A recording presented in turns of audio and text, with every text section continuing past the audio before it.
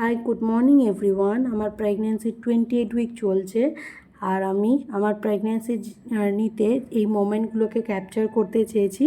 তো ওয়েট ভালোই বাড়ার জন্য আমার একটু এক্সারসাইজ করতে অসুবিধা হলেও তবু আমার অভ্যাস আছে, তো কিছু কিছু এক্সারসাইজ আমি এখানে করলাম যেটা পেলভিক ওপেন করতে প্রচণ্ড হেল্প করে। প্রথমে তারকা আসন, then leg wide squat and then মলাসনে আমি স্টার্ট করলাম। তারপরে আমি ডিপ স্কোয়াট করার পরে আমি আমার বেবিকে আদর করছিলাম।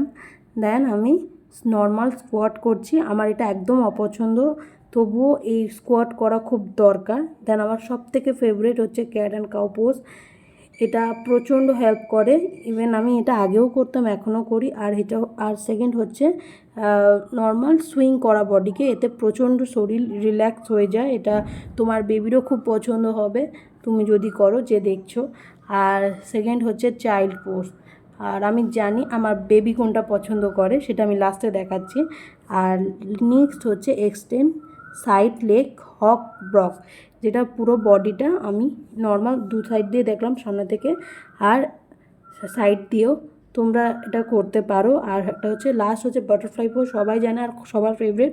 আর আমার বেবির এটা পছন্দ। আমি যখনই এটা করি, মানে জিম বলে এক্সারসাইজ করি পেলভিক ওপেনের জন্য, আমার বেবি প্রচণ্ড প্রচণ্ড লাথি মারে, কিক করে আমাকে। এতে হিপ রিল্যাক্সেশন হয়, ইভেন তোমার বলতে গেলে পেট ক্লিয়ার হয়ে যায়। তোমার এই এই একটা এক্সারসাইজ তোমাকে অনেক হেল্প করতে পারে।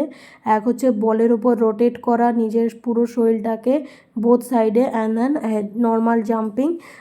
এতে একটাই প্রবলেম যে আমরা নর্মাল ডেলিভারির সময় অ্যানিমা নিই, তো পেট ক্লিয়ার থাকলে অ্যানিমা দেওয়ার প্রয়োজন হয় না। কিন্তু অনেক ক্ষেত্রে, প্রত্যেকের ক্ষেত্রে হতে পারে, কিছু কিছু করোনার সময় থাকলে অনেকের ক্ষেত্রেই হতে পারে অ্যানিমা দেয়। অ্যানিমাতে তোমার পেটকে ক্লিয়ার করে দেয় যাতে নর্মাল পুশের জন্য তোমাদের সুবিধা হয়। তো যাই হোক, আমি জাস্ট ট্রাই করছি, জানি না আমার কি হবে। Thank you very much.